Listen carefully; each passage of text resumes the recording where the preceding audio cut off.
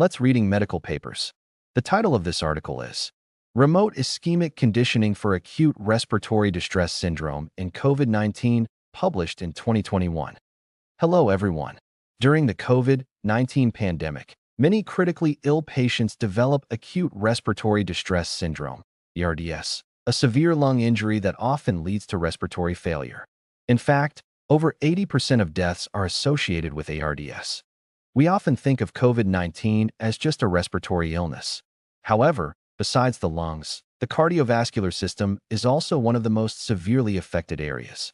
Many critically ill patients experience vascular inflammation, blood clots, and even heart damage. Today, I want to introduce a special protective method called remote ischemic conditioning, RIC. What's the problem? In the severe stages of COVID-19, the viral load may have decreased, but the body can experience a cytokine storm, an excessive immune response releasing large amounts of inflammatory substances. These inflammatory agents not only damage the lungs, but also affect the heart and blood vessels, potentially leading to multiple organ failure. COVID-19 is more than just pneumonia.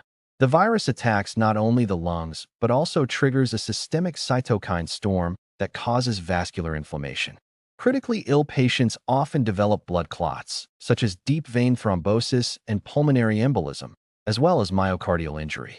These cardiovascular complications make the condition more dangerous. So what is RIC?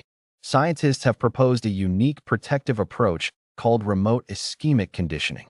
Simply put, it involves temporarily blocking blood flow in the arm for a few minutes and then releasing it. This brief myocardial ischemia does not harm the body. Instead, it activates a systemic protective mechanism. The benefits of RIC include reducing lung inflammation and edema, improving gas exchange for easier breathing, protecting the heart and blood vessels, preserving the vascular endothelium to maintain barrier function, minimizing damage to the heart and microvasculature, and accelerating clot dissolution to lower the risk of thrombosis, reducing the risk of multiple organ damage. Moreover, this method is simple, non-invasive, and safe, requiring only a blood pressure monitor or a similar device. Scientific evidence. In animal experiments and studies involving some surgical patients, RIC has been shown to reduce lung injury, decrease inflammatory responses, and even shorten hospital stays. Although more clinical trials are needed for COVID-19 patients, its potential is very promising. In summary, COVID-19 is not just a lung issue.